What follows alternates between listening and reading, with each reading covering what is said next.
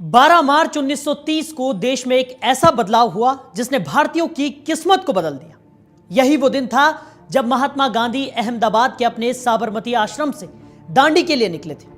पहले 10, फिर 50, फिर 100, 500 और धीरे धीरे हजारों लोगों की भीड़ महात्मा गांधी के पीछे पीछे जुड़ती जा रही थी। महात्मा गांधी का इरादा पक्का था और उनके इरादे पर लोगों का भरोसा था। महात्मा गांधी ने नमक का कानून तोड़ने के लिए दांडी मार्च किया था।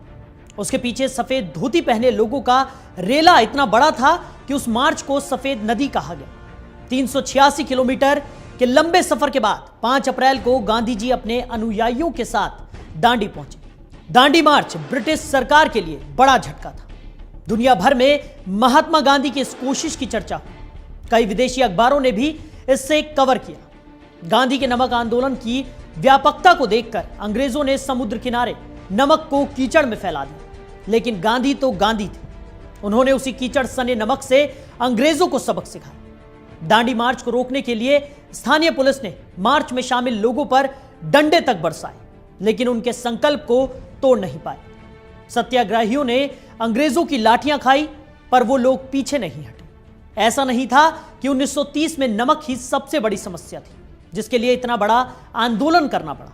उस वक्त कई ऐसे टैक्स थे जो भारतीयों पर थोपे गए थे, लेकिन महात्मा गांधी ने नमक को चुना क्योंकि उनका मानना था कि नमक पर हर भारतीय का हक है। हर भारतीय काम करते हुए पसीना बहा रहा है और उसे ही नमक नहीं मिल पा रहा। गांधी की नजर में यह अन्याय था। ब्रिटिश सरकार ने नमक पर भारी भरकम टैक्स लगाया था। नमक बनाने पर भी सरकार का एक अधिकार था। बिना टैक्स दिए किसी को भी नमक नहीं मिल सकता था, जबकि महात्मा गांधी का मानना था कि नमक पर पहला अधिकार देश के लोगों का है। महात्मा गांधी का यह मार्च सत्य के लिए था। उनके इरादे साफ थे। उनका कहना था कि अगर आप हमें मारेंगे तो हम पलटवार नहीं करेंगे, लेकिन हम आपके नियम और कानून को भी नहीं मानेंगे। नमक न सिर्फ भारत के इतिहास के लिए अहम रहा है, बल्कि इसका अपना इतिहास भी काफी दिलचस्प है। राजनीतिक और सैन्य लिहाज से भी नमक की अहमियत है। एवोल्यूशन से जुड़े विद्वान मानते हैं कि सभ्यता के विकास में पानी से ज्यादा नमक का हाथ है। दुनिया में पहली बार नमक की सप्लाई के लिए ही रोमन्स ने पक्की सड़क बनाई। इसी नमक से भारत के आजाद होने की राह बनी और 17 साल बाद भारत आजाद हुआ।